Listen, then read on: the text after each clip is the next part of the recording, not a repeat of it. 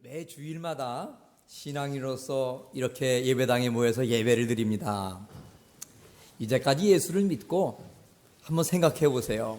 몇 번의 예배를 여러분들은 들으셨습니까? 각자의 신앙의 연륜에 따라서 조금씩 그 예배 드린 숫자가 다를 수 있겠습니다. 그러나 10년, 20년 예수를 믿다 보면 그 예배 드리는 숫자 정말 이루 헤아릴 수 없을 만큼 많은 숫자의 예배를 우리는 드렸습니다. 그렇게 많은 예배를 우리가 드리고 있고 또 앞으로도 드릴 것임에도 불구하고 여러분 가만히 생각해 보면 의외로 예배가 뭔가 이 성경적으로 하나님께 어떻게 예배를 드려야 바른 예배고 영광 받으시는 예배를 드릴 수 있는 건가, 이런 것들 그다지 궁금해하지 않습니다. 그리고 그런 것 잘 알지 못한 상태에서 그저 습관을 따라 예배 드릴 수가 있습니다. 마찬가지입니다, 여러분. 찬양도 우리가 이제까지 예수를 믿으면서 얼마나 많은 찬양을 불렀습니까? 찬양 부를 때 여러분 어떤 마음 가지고 하나님께 찬양을 드리시나요?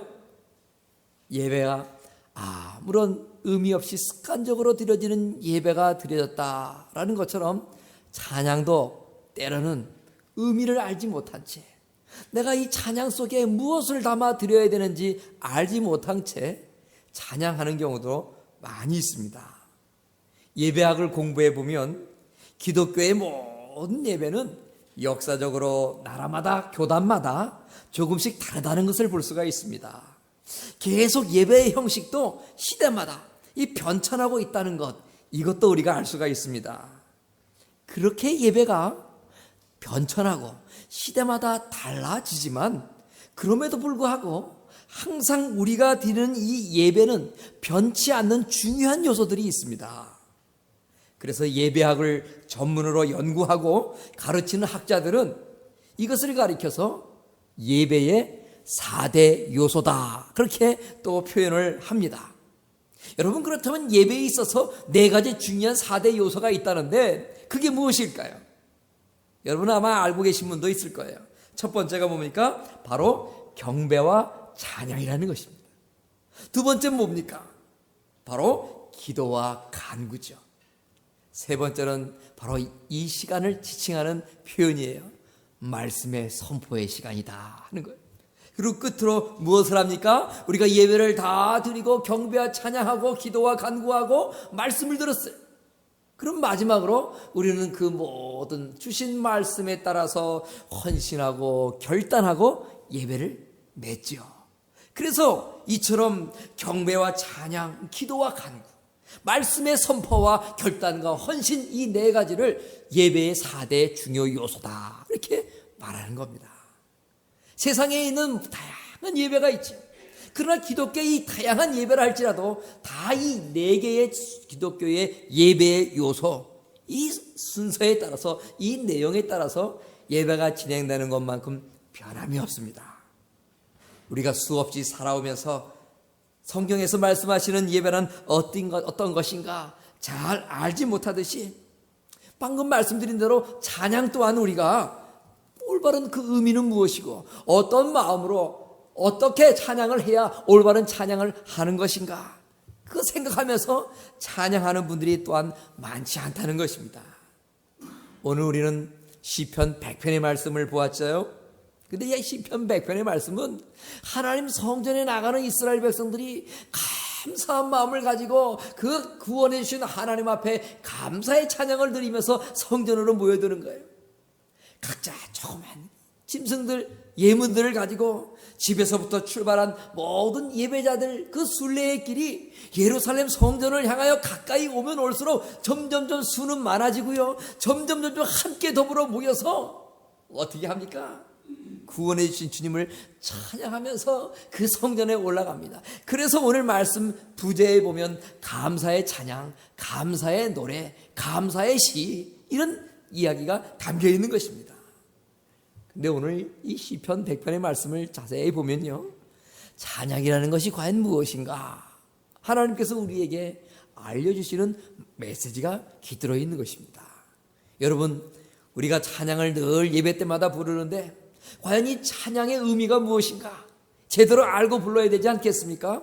그렇다면 그 올바른 성경에서 말씀하시는 찬양의 의미는 무엇입니까? 첫 번째 찬양은요, 구원받은 우리들이 하나님께 마땅히 드려야 할, 마땅히 표해야 될 응답이라 하는 것입니다. 우리가 요즘 첫 번째, 두 번째, 세 번째 계속해서 예배에 있어서 예배는 응답이고 표현이다 이런 말 많이 하고 있습니다. 여러분, 받는 것이 아니라 내가 드리는 것, 관람하는 게 아니라 내가 하나님께 무엇인가를 나타나는 것, 응답하는 것, 표현하는 것, 이것이 바로 올바른 예배라 하는 것. 그러나 오늘날 이 시대에 많은 사람들이 예배를 바라보려고 하고 관람한다, 무엇인가 받으려고 한다 이 말이에요. 그게 아니죠. 예배는 먼저 하나님 앞에 드리는 것이고 나의 그 모든 믿음을 고백하는 표현이며 감사의 응답이 되어야 되는데, 찬양 또한 마땅히 나를 구원해 주신 그 하나님 앞에 고백하는 그런 표현이다, 반응이다 하는 것입니다. 우리가 신앙생활을 한다 이렇게 말을 합니다. 근데 우리가 하는 이 신앙생활은 크게 두 가지의 요소로 구분할 수가 있습니다. 첫 번째는 우리를 향하신 하나님의 주도적인 인도하심이 있습니다. 또 한 가지는 그 인도하심에 반응하는 우리들의 반응. 하나님이 인도하시고 우리는 그 하나님의 인도하심에 순응하고 반응하는 이 두 가지가 어우러져서 우리는 신앙생활을 한다라고 말을 하는 것입니다. 복음서에서도 보면 예수님께서는 놀라운 기적들을 많이 베푸셨어요. 근데 여러분, 특별히 병자들 고치실 때 예수님께서 그 환우들에게 반드시 확인하시는 것이 있었어요. 그것이 무엇인지 아십니까 여러분?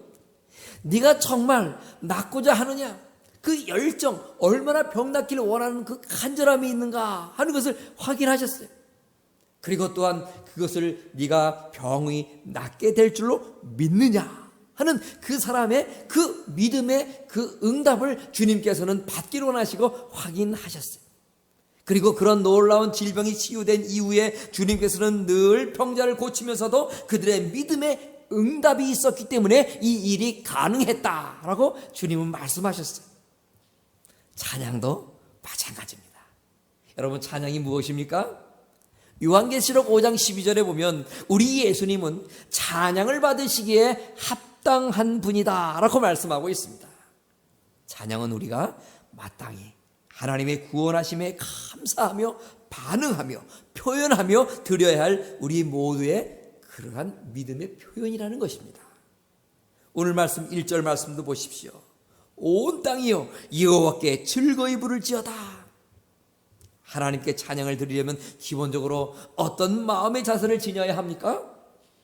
오늘 방금 본 1절 말씀 보니까 즐거이 불러야 된다라고 말씀하고 있습니다. 원문의 뜻을 보니까요, 이 즐거이 부른다는 이 말씀은요, 크게 외친다 그런 뜻을 갖고 있어요. 그래서 이 단은 원래 성에 이제 임금님들이 입성을 합니다. 그러면 임금님들이 어딜 행차했다가 다시 돌아올 때에 많은 관료들과 백성들이 그 다시 돌아오는 임금님을 맞이하면서 그 경외와 복종을 뜻하는 크게 외침과 환성을 지르면서 임금님을 맞이한다 이 말이에요. 바로 그러한 의미가 있는 말씀이 크게 외친다라는 말이고, 오늘 1절 말씀에 있는 즐거이 부른다 하는 그 말 속에 담겨있는 뉘앙스라는 이 말이에요. 여러분, 우리가 찬양을 할 때 어떻게 찬양을 해야 됩니까?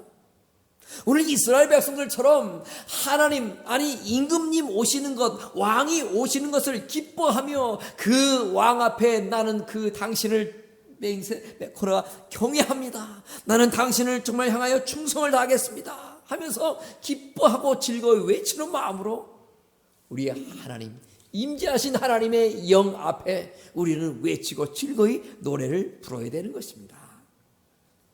여러분, 가만히 생각해 보세요. 우리가 예배 드릴 때에 보통 일부 예배 드리면 이제 예배 시작하면서 찬양을 한 곡 합니다.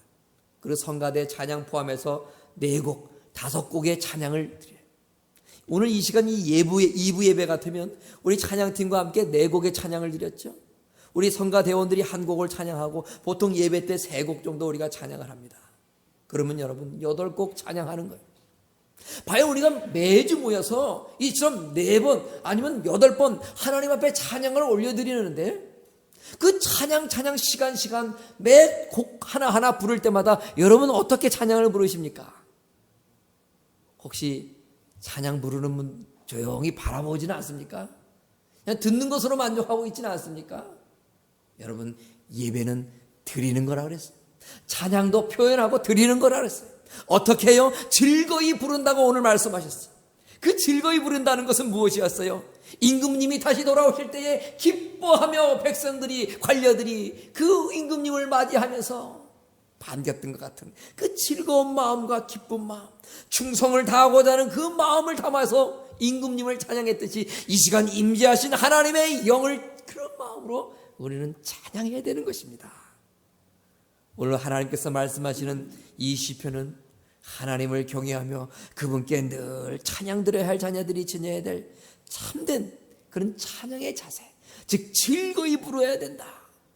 하나님 우리의 만왕의 왕이 되신 그분을 정말 높여드리며 충성을 각오하고 그분이 하신 일로 인하여 감사하며 즐거운 마음으로 높이 외칠 수 있는 그런 마음을 담아여 찬양하는 것이 바로 성경에서 말씀하시는 바른 찬양의 첫 번째 의미인 것입니다.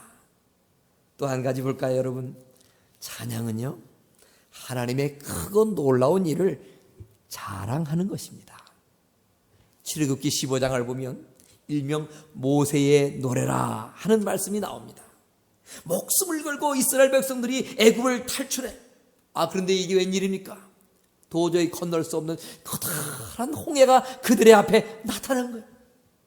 오도 칼도 할 수 없는 그런 낭황에 빠진 그런 이스라엘 백성을 하나님께서는 홍해를 가르셔서 무사히 건너가게 해주시고 자신들을 따라오는 애굽의 모든 군사들을 다시 물을 닫으심으로 말미암아 다 수장시키셔서 온전한 구원을 맛보게 하셨어요.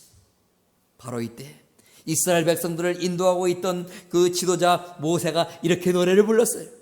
내가 여호와를 찬송하리니 내가 여호와를 찬송하리니 그는 높고 영원하오심이요 말과 그 탄자를 바다에 던지셨음이니라. 여러분 모세는 내가 여호와를 찬송하겠다 하면서 이렇게 찬송을 했어요. 근데 여기서 내가 여호와를 찬송하리니 할 때 이 찬송이란 말 우리가 좀 살펴봐야 될 필요가 있는데요.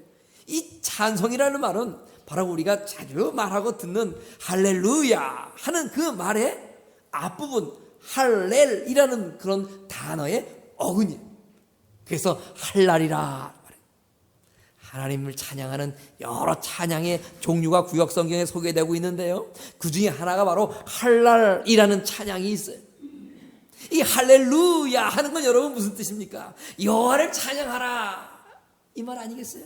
그게 할랄이란 말이 바로 찬양이란 말인데 여러분 근데 이 할랄이라는 찬양이 그냥 음조에 따라서 멜로디에 따라서 가사를 담아서 그냥 부르는 그런 찬양이 아니에요. 그럼 여러분 할랄이라는 찬양은 어떤 찬양입니까? 할랄이라 할 때 여호와를 찬양합시다 할 때 그 찬양이라는 것은 바로 칭찬하다, 자랑한다 그런 뜻이 있어요. 여러분 무엇을 칭찬하고 무엇을 자랑할까요? 바로 하나님께서 하신 일들을 자랑하고 하나님이 하신 그 업적들을 칭찬하며 높이 부르는 찬양을 바로 할랄이라는 찬양이라는 거예요. 그래서 우리가 할렐루야 할 때는 그냥 단순히 여호와를 찬양하다 이 뜻으로 번역하기 쉽지만 그 속에 어떤 의미가 깃들어 있어요. 하나님이 하신 놀라운 일들을 찬양하자, 하나님이 이루어놓으신 놀라운 일들을 칭찬하자, 높이 기리며 찬양하자 그런 뜻이 있는 거예요. 내리사랑이라 그런 말이 있죠. 자, 여러분 잘 아실 것입니다. 자녀들이 결혼을 합니다. 그럼 그 결혼한 자녀들이 자식을 낳으면 손주가 하나 둘 생기게 됩니다. 그렇게 하나 둘 자식이 결혼해서 낳은 그 자식들 나에게 있어 손주가 될 텐데 그 손주 그렇게 이쁘고 사랑스러울 수가 없다 그러는 거예요. 왜 그렇습니까? 내리사랑이에요. 손주가 있으신 분들 경험해 보셨을 거예요. 시간 만나면 그 손주 사랑합니다. 우리 손주가 이렇게 했다고 저렇게 했다고 그래서 여러분, 얼마나 할머니 할아버지들이 손주가 이뻐서 자랑을 많이 했으면 손주 자랑하려면 한국에서는 5,000원 내야 되고요, 10,000원 내야 되고, 그런 말이 다 생겨났겠어요 여러분. 그런데요, 또 자식들 빼어난 그런 미모와 좋은 성장 과정을 가지면 또 부모로서 그 자식 자랑하기 쉽습니다. 손주 자랑하면 인간적인 자랑거리 될 수 있습니다. 자식 자랑하면 가족의 기쁨거리 될 수가 있습니다. 근데 여러분, 하나님을 자랑하고 하나님을 칭찬해 보십시오. 그것은 인간적 자랑에서 끝나지 않습니다. 하나님을 높이고 하나님을 칭찬하면 그것은 우리의 가족의 기쁨에서 끝나는 것이 아니라 바로 그것이 하나님을 찬양하고 하나님을 높이는 영광된 찬양이 된다는 거예요. 자랑할 때의 특징 한 가지가 있습니다. 그것이 무엇입니까? 자랑이라는 것은요, 억지로 하지 않는다는 거예요. 자랑은요, 저절로 나오는 게 자랑입니다. 기쁘기 때문에 저절로 나오는 거예요.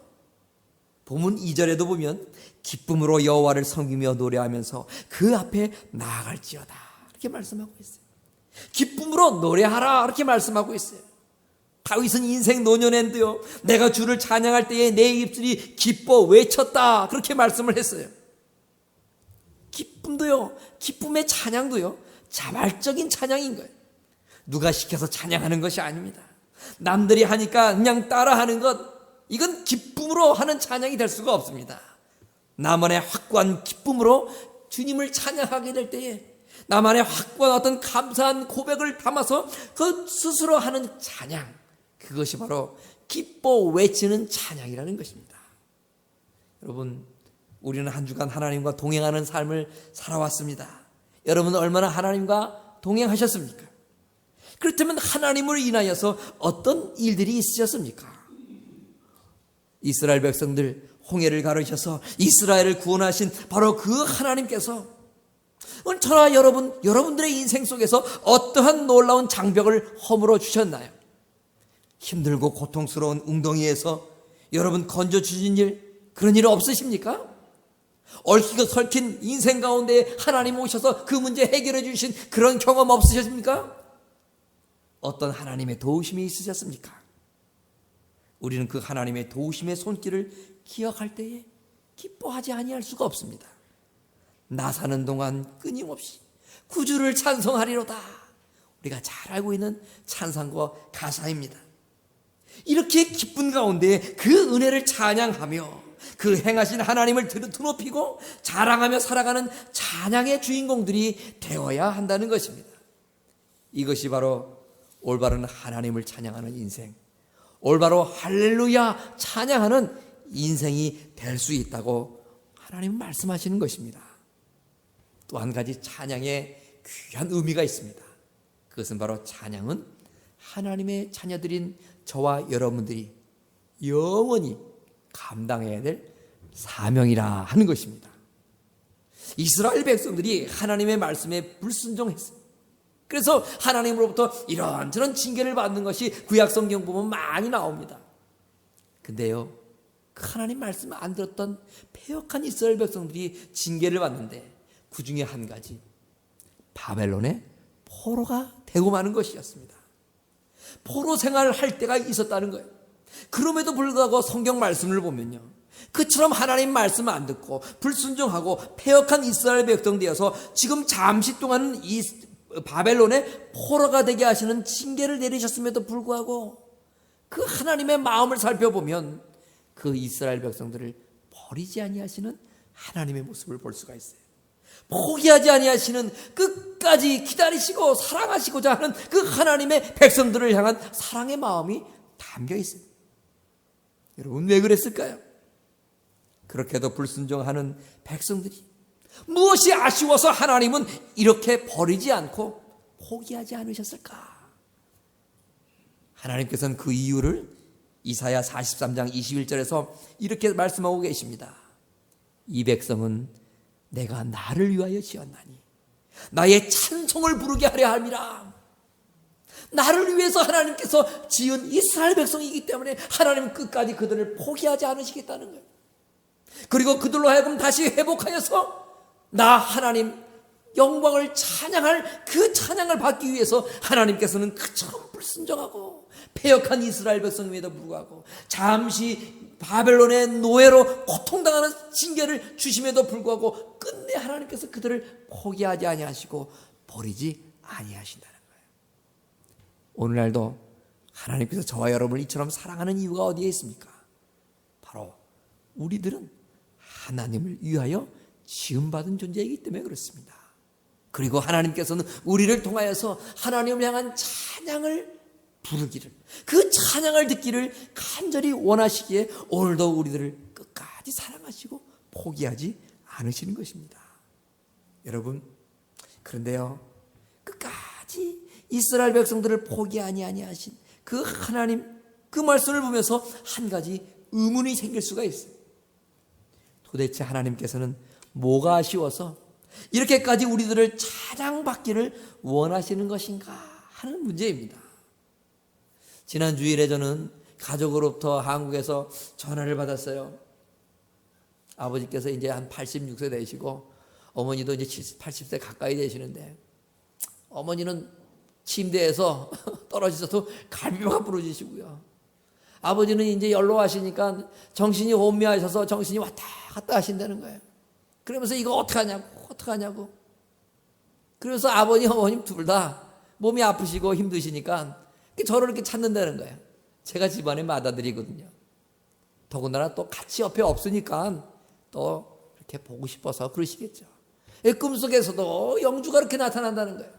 그러면서 영주 어디 있냐고 또 아버님 정신을 잃어버리시고 또 그러신다는 거예요. 보고 싶다 그러시고 목소리를 듣고 싶다 그러고. 그 얘기를 듣고 제가 또 그걸 전화를 하면서 아버님 어머니하고 한참 통화를 하고 또 형제들 몇 명이 있는 형제들하고 다 일일이 전화해서 이런 아버님 이런 어머님 이거 어떻게 좀 모셔야겠지 않겠냐 또 받아들여서 또 단도리를 좀 했습니다. 여러분, 이 정신이 왔다 갔다 하는 그 아버지, 그런 와중에서도 왜 저를 이렇게 찾고 보고 싶다고 하셨을까요? 가만히 생각해 보니까 그 이유는 다른 게 아니더라고요. 바로 제가 그 아버지의 누굽니까? 자식이죠. 자식이니까 부모님 당연히 보고 싶어하고 안전 없는 아들 찾는 것 아닌가, 그런 생각을 해봤습니다. 하나님이 뭐가 아쉬워서 이렇게 우리를 만나시기를 원하실까요? 그 이유는 바로 저와 여러분이 하나님의 아들이요 하나님의 딸이기 때문에 그렇습니다. 자식이기 때문에 그렇다는 것이죠. 하나님께서 얼마나 우리를 만나고 싶으셨으면 구약시대에 보세요. 성전을 다 만드셔서 그 성전 속에 거하시겠다고 하시고 성전을 통해서 나를 좀 찾아와 만나라, 그렇게 다 말씀하셨을 거예요. 우리를 얼마나 만나고 싶으셨으면 그 성전을 만드시고 예배라는 의식을 통하여서 하나님 우리를 만나길 원하셨을 거예요. 그리고 얼마나 우리의 찬양을 받고 싶으셨으면 그 성전을 만드시고 예배라는 의식을 만드시고 그 속에 찬양이라는 것을 두셔서 그 찬양을 통하여 바로 경배를 받으시는 것인가 하는 것입니다. 여러분, 부모님들이 말씀을 하지 않아서 그렇지 자식의 효도 받아보고 싶지 않은 분, 그런 부모 어디 있겠습니까? 자식의 섬김, 이것 또한 받기를 꺼리는 부모님 어디 있겠냐고요. 성경을 보면 하나님의 깊은 속마음을 우리는 알 수가 있습니다. 그것은 바로 우리의 사랑을, 우리가 드리는 찬양을 우리 하나님 너무너무 받고 싶어 하신다 하는 것입니다. 천하를 호려하는 그런 하나님이 질풍노도를 잠재우시는 위풍당당한 하늘의 권세를 지니신 하나님이십니다. 사단의 권세도 물리치시는 능력의 하나님이시, 그런 대단한 분이심에도 불구하고 간절히 원하는 것 한 가지 있다는 것이죠. 그게 무엇입니까? 바로 우리가 드리는 그분을 향한 예배요, 바로 그분을 향한 우리의 찬양이다 하는 것입니다. 오늘 3절 하나님 이렇게 말씀하시죠. 여호와가 우리 하나님이신 줄 너희는 알지어다. 그는 우리를 지으신 자시요 우리는 그의 것이니 그의 백성이요 그의 기르시는 양이로다. 왜 우리의 사랑, 우리의 예배, 우리의 찬양을 주님은 받으시며 사모하시는 걸까요? 우리가 바로 하나님의 자녀이기 때문에 그렇습니다. 우리의 아버지가 하나님이시기 때문에 그렇습니다. 그러기에 일평생 자녀들이 부모를 향하여 효성을 다하여 효도하며 살아가는 것이 도리인 것 같이 우리가 영원하신 하나님 아버지의 자식된 자로서 그분을 예배하고 그분을 찬양하는 것 또한 우리의 도리요 사명인 줄 믿습니다. 여러분, 하나님 말씀 가운데 찬양, 그것은 어떤 의미를 지니고 있는 것이었습니까? 찬양은 첫 번째, 구원받은 우리들이 당연히 드려야 될 응답이다 하는 거였어요. 또 한 가지, 찬양은 하나님이 행하신 크고 놀라운 일들을 칭찬하며 자랑하는 것이다. 마지막으로 한평생 살아가며 계속 해야 할 우리 아버지를 향한 우리의 사명이 바로 찬양이다. 오늘 하나님은 말씀을 통해 우리에게 깨닫게 해 주시는 것입니다. 기도하겠습니다.